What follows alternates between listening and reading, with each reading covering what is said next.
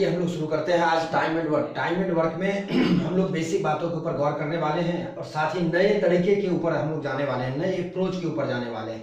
मेरा ये कहना है कि हर एक क्वेश्चन में आप अगर एलसीएम मेथड लगा देंगे तो वो हर एक क्वेश्चन के लिए प्रॉपर नहीं होता है, लेकिन अगर क्वेश्चंस के नेचर को आप समझ के अप्रोच को चेंज कर लेते हैं तो यह एक सक्सेस तरीका होगा एग्जाम में क्वेश्चंस को अटेम्प्ट लेने का, क्योंकि वही एक तरीका जो अपने को एग्जाम में कम समय में अपना सॉल्यूशन ला देगा, आंसर ला देगा, उसी को आप प्रॉपर अप्रोच कह सकते हो, जो कि हर एक क्वेश्चन के लिए अलग अलग हो सकता है। तो चलिए हम लोग शुरू करते हैं आज का क्लास। निश्चित तौर से आपको इस क्लास में कुछ नया सीखने के लिए आपको मिलेगा।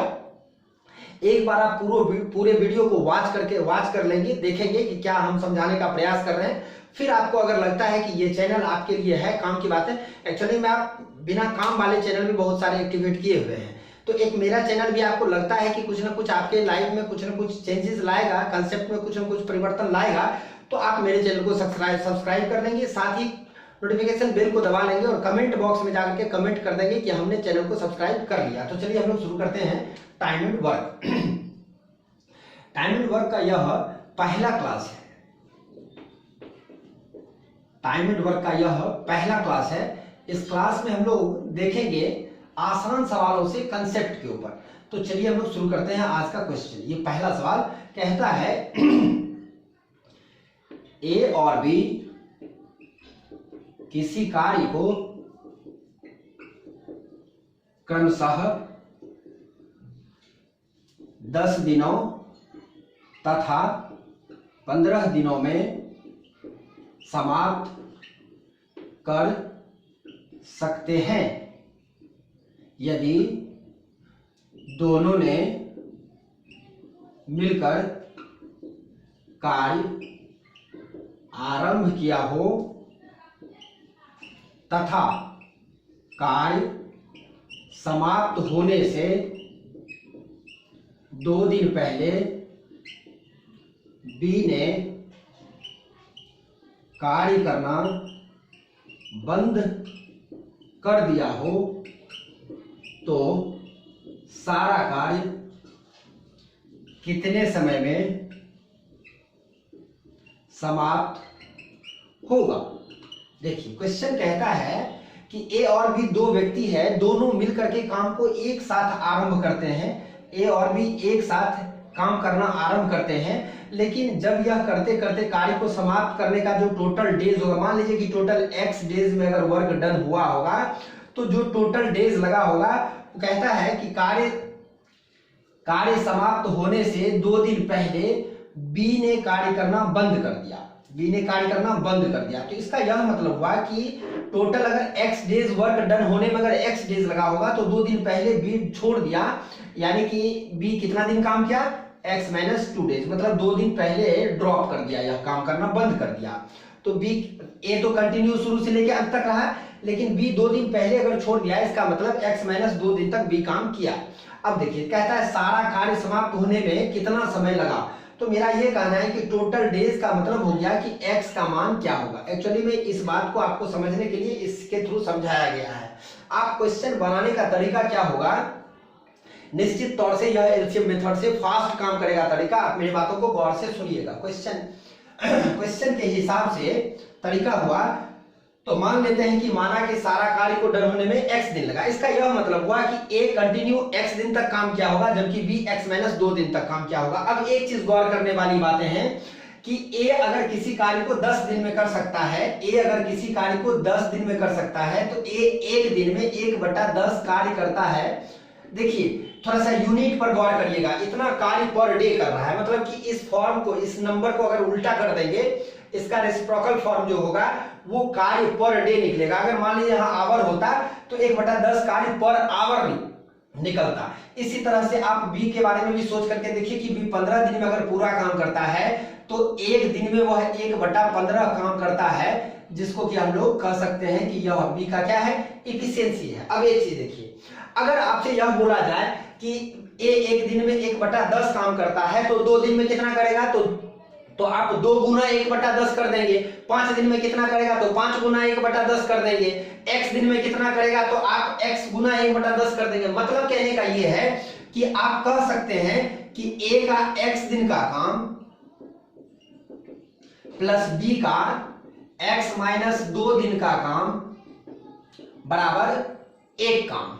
देखो दोस्त, एक्चुअली में हम लोग ये सब चीज भी गलत बोलते हैं। 15 दिन 10 दिन में करता है तो मान लेते हैं कि 30 काम है एलसीएम मेथड में। एक्चुअली में 30 यूनिट काम है, 30 काम नहीं है। काम तो एक ही है, जिसको कर रहा है बी, जिसको बी ए कर सकता है, बी कर सकता है। क्वेश्चन कहता है उसी एक कार्य को दोनों मिलकर कितना दिन में करेगा। तो समझिएगा मेरे लैंग्वेज को हम क्या कहना चाहते हैं, भाषा समझिएगा। तो ए का x दिन का काम क्या हो जाएगा, तो बोलेंगे 1/10 इफिशियंसी x दिन तक, क्या मतलब 1/10 इंटू एक्स। बी का कितना हो जाएगा काम, तो कहेंगे 1/15 इफिशियंसी x माइनस 2 डेज तक वर्क किया इक्वल टू 1। समझ रहे होंगे, इतना काम प्लस इतना काम बराबर एक काम। बस हो गया आंसर आपका। अब आप बताइए कि इसके बाद आंसर पे पहुंचने में कितना टाइम आपको लगेगा। इसका एलसीएम उधर चला जाएगा तो 30 इधर आ गया, यहाँ पे 3x हो जाएगा, यहाँ पे 2x माइनस 4 हो जाएगा। इसको आप जोड़ लेंगे तो 5x, उधर जाके ये माइनस हो जाएगा तो 26 हो जाएगा। तो x का जो मान होगा 26/5 होगा, 5 इंटीजर 1/5 डेज अपना टोटल आंसर होगा। अब देखिए, समझ गए होंगे मेरी बातों को। तो 1, 2 और तीसरे स्टेप पे आंसर आ गया। तो मेरा ये कहना है कि ये है आपका कंसेप्चुअल अप्रोच। क्वेश्चन के लेवल को थोड़ा सा और चेंज करके हम लोग देखते हैं क्या होता है। आप इसमें एक बार एलसीएम अप्रोच भी चेक करके देख लेंगे और एक बार इसको भी चेक करके देखेंगे। घड़ी देख करके आप बताएंगे हमको कि आपको किस में ज्यादा टाइम लगा, उसमें या इसमें।